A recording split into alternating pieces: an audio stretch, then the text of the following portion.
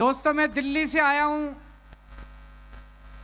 आप लोगों के सामने झोली फैला के इस देश को बचाने की भीख मांगने के लिए। अभी थोड़े दिन पहले इन्होंने मुझे जेल से छोड़ा है।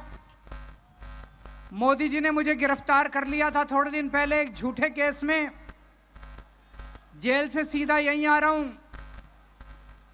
अपने लिए वोट मांगने नहीं आ रहा, देश को बचाने की भीख मांगने के लिए आ रहा हूं।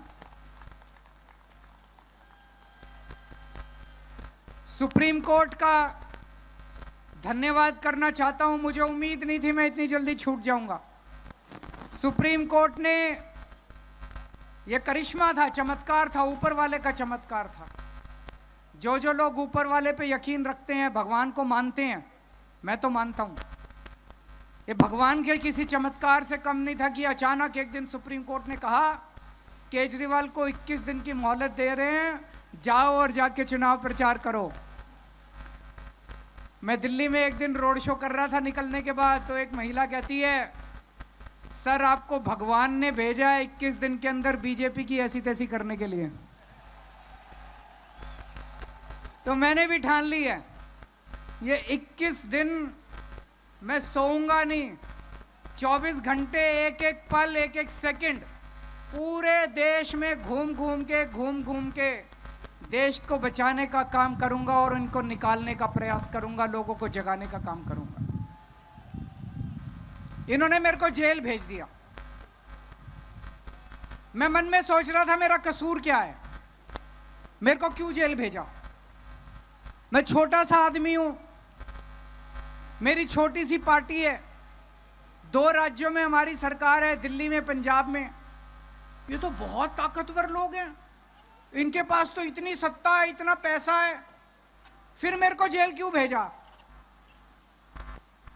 मेरे को जेल इसलिए भेजा क्योंकि दिल्ली के अंदर मैंने गरीबों के बच्चों की शिक्षा का इंतजाम किया। मेरे को जेल इसलिए भेजा क्योंकि दिल्ली के अंदर मैंने गरीबों के सरकारी स्कूलों को शानदार बना दिया। मोदी जी उसको रोकना चाहते हैं। मोदी जी नहीं चाहते कि गरीबों के बच्चों को अच्छी शिक्षा मिले। मैं कहना चाहता हूं मोदी जी, मैंने दिल्ली में 500 स्कूल बनाए, आप 5000 स्कूल बनाओ, 50,000 स्कूल बनाओ देश में, तब आपका बड़प्पन है। केजरीवाल ने 500 स्कूल बनाए, आप उसको जेल में डाल के स्कूल बंद करा दो। ये तो छोटी सोच है, ये तो छोटी मानसिकता है। मेरे को जेल में क्यों भेजा? मेरे को जेल में इसलिए भेजा, मैंने दिल्ली के अंदर शानदार सरकारी अस्पताल बना दिए, शानदार मोहल्ला क्लिनिक बना दिए, सबका इलाज मुफ्त कर दिया। दिल्ली में 2.5 करोड़ लोग रहते हैं, अमीर हो चाहे गरीब हो, सबको शानदार इलाज मिलता है, सारी दवाइयां फ्री, सारे टेस्ट फ्री। मोदी जी इसको रोकना चाहते हैं। मोदी जी नहीं चाहते कि गरीबों को अच्छा इलाज मिले। आपका बड़प्पन तो है, मैंने 500 मोहल्ला क्लिनिक खोले, आप 5 लाख हर गांव में मोहल्ला क्लिनिक खोलो ना, तब आपका बड़प्पन है। केजरीवाल ने 500 मोहल्ला क्लिनिक खोले, केजरीवाल को पकड़ के जेल में डालो, मोहल्ला क्लिनिक बंद कर दो। ये तो छोटी सोच।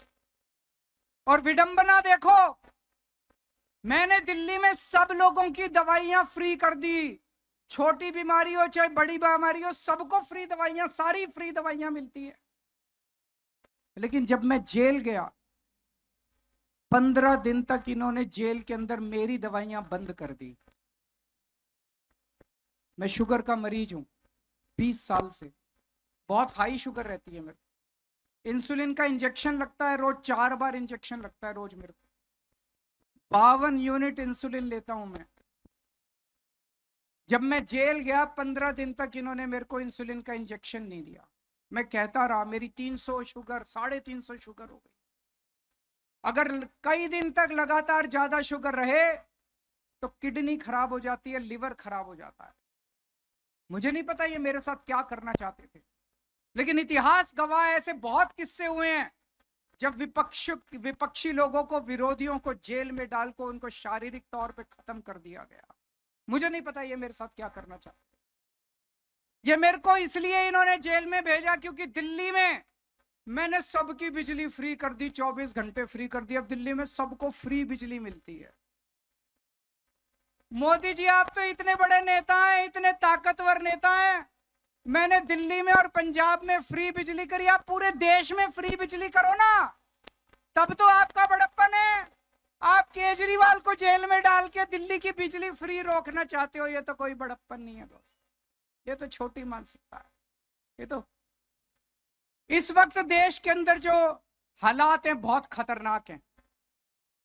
रशिया का राष्ट्रपति पुतिन है, आप जानते होंगे। पुतिन ने जितने विपक्षी नेता थे या तो सबको जेल में डाल दिया या उनको मरवा दिया और फिर चुनाव करवाए। पुतिन को 87% वोट मिले। बांग्लादेश के अंदर अभी थोड़े दिन पहले चुनाव हुए, सारे विपक्षी नेताओं को जेल में डाल दिया और चुनाव करके शेख हसीना जीत गई। पाकिस्तान के अंदर अभी चुनाव हुए, इमरान खान जो वहां के सबसे बड़े नेता, उनको जेल में डाल दिया, उनकी पार्टी को तहस नहस कर दिया, उनका सिंबल छीन लिया और फिर चुनाव कर रहा है और जीत गए। मोदी जी अब पाकिस्तान और बांग्लादेश से सीख के यही काम अब देश के अंदर, भारत के अंदर करना चाहते हैं। एक टाइम ऐसा था जब पाकिस्तान और बांग्लादेश हमसे सीखा करते थे, आज मोदी जी बांग्लादेश और पाकिस्तान से सीख रहे हैं। उन्होंने मेरे को गिरफ्तार कर लिया और अब कह रहे हैं दिल्ली में जीत जाऊंगा, फिर भी नहीं जीतने देंगे। मेरे को जेल में रख लेते तब भी हार जाते मोदी जी। इन्होंने मेरे को गिरफ्तार कर लिया, मनीष सिसोदिया को गिरफ्तार कर लिया, सत्येंद्र जैन को गिरफ्तार कर लिया, कांग्रेस पार्टी के बैंक अकाउंट फ्रीज कर दिए। कांग्रेस पार्टी जो दूसरे नंबर की पार्टी है, उनके बैंक अकाउंट फ्रीज कर दिए और कहते हैं मैं चुनाव लड़ूंगा। अब आम आदमी पार्टी के बैंक अकाउंट फ्रीज करना चाहते हैं। शिवसेना को चोरी कर लिया, जो अभी संजय सिंह ने कहा, शिवसेना के 2 टुकड़े कर दिए, एनसीपी के 2 टुकड़े कर दिए, ममता दीदी के कितने मंत्रियों को गिरफ्तार कर लिया, स्टालिन के कितने मंत्रियों को गिरफ्तार। ऐसे चुनाव लड़ोगे और जीतोगे? ये तो कायर आदमी करता है, कायर है मोदी जी। अरे बहादुर हो तो आंख में आंख मिला के चुनाव लड़ो ना, सीधे सीना चौड़ा करके चुनाव लड़के दिखाओ। ये तो कायरों की निशानी है। इस तरह तो देश के जनतंत्र को खत्म कर रहे हैं, बाबा साहब अंबेडकर के संविधान को खत्म कर रहे हैं लोग। एक और चीज मैं बताना चाहता हूं, 2014 में जब मोदी जी आए थे, उन्होंने एक रूल बनाया था।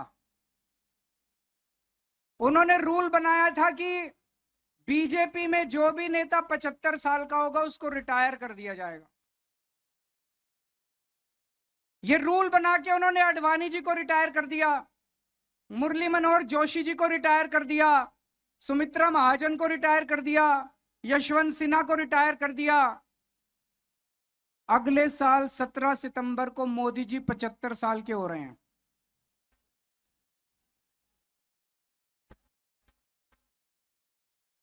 तो जाहिर तौर पे मोदी जी भी रिटायर होंगे। अपना रूल बनाया उन्होंने तो अपने ऊपर तो लागू करेंगे वो।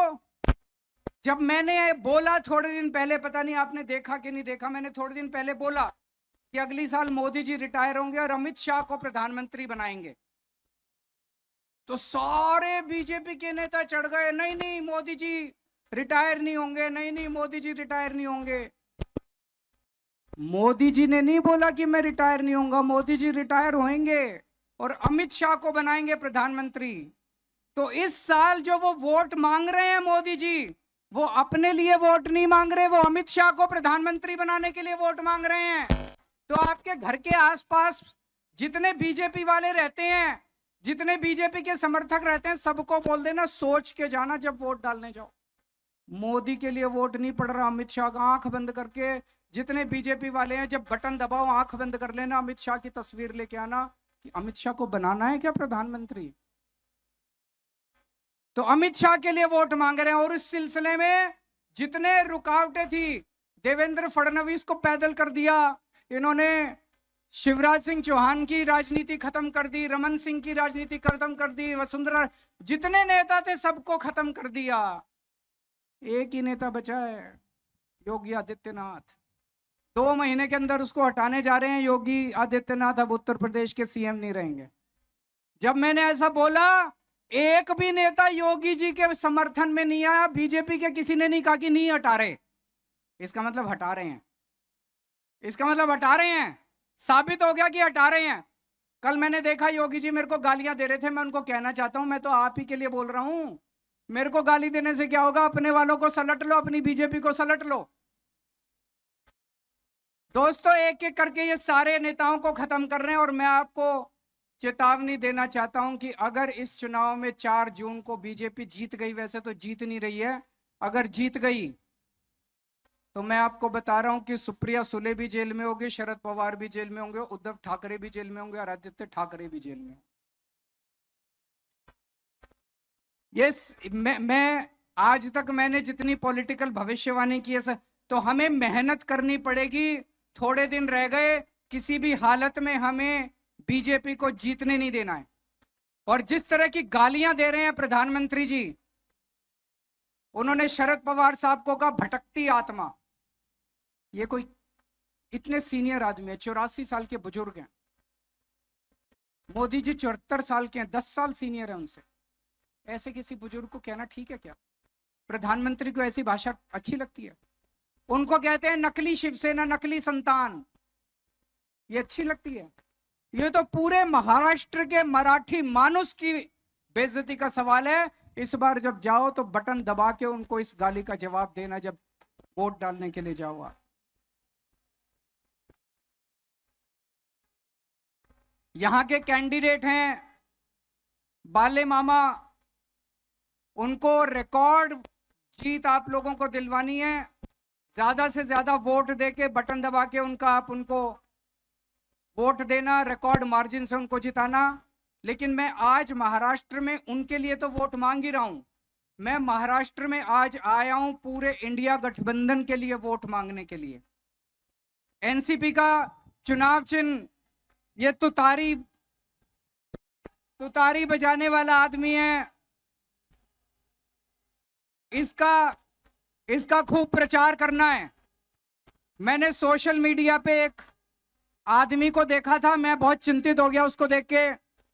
वो आदमी कह रहा था जब वो वोट देके बाहर निकला, उससे किसी मीडिया वाले ने पूछा किसको वोट दिया, बोला शरद पवार को। बोलो क्या निशान? बोला घड़ी। ये कंफ्यूजन है कुछ लोगों के अंदर। आपको प्रचार करना है अपनी गली में, अपने गांव में, अपने मोहल्ले में, सबको बोल देना कि असली वाली एनसीपी, शरद पवार वाली एनसीपी का चुनाव चिन्ह घड़ी नहीं है, घड़ी पे मत डाल देना। असली वाली एनसीपी का चुनाव चिन्ह क्या है? तुतारी वाला आदमी। तुतारी वाले आदमी को वोट डालना है और ज्यादा से ज्यादा वोट देके मामा को जिताना है। मैं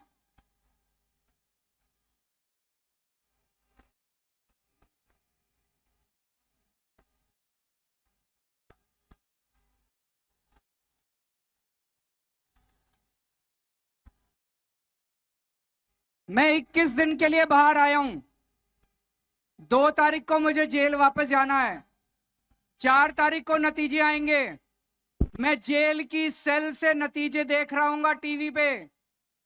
पिछली बार महाराष्ट्र की 48 सीट में से 42 एनडीए गठबंधन को, मोदी जी के गठबंधन को मिली थी। इस बार 48 में से 42 इंडिया गठबंधन को मिलनी चाहिए। अगर आप लोगों ने 48 में से 42 सीट इंडिया गठबंधन को दी, मुझे जेल के अंदर बड़ा सुकून मिलेगा और मुझे लगेगा आज महाराष्ट्र आना मेरा सार्थक हो गया। आप लोगों ने आज इतना प्यार, इतनी मोहब्बत दी, इसके लिए आप सब लोगों का बहुत बहुत शुक्रिया। शरद पवार साहब का बहुत बहुत शुक्रिया, सुप्रिया दीदी का बहुत बहुत शुक्रिया जो आज मुझे यहाँ पे आमंत्रित किया, आप सब लोगों के सामने बोलने का मौका दिया। भारत माता की। आपको यह खबर कैसी लगी हमें कमेंट्स में ज़रूर बताएं। वीडियो अच्छी लगी हो तो लाइक ज़रूर करें।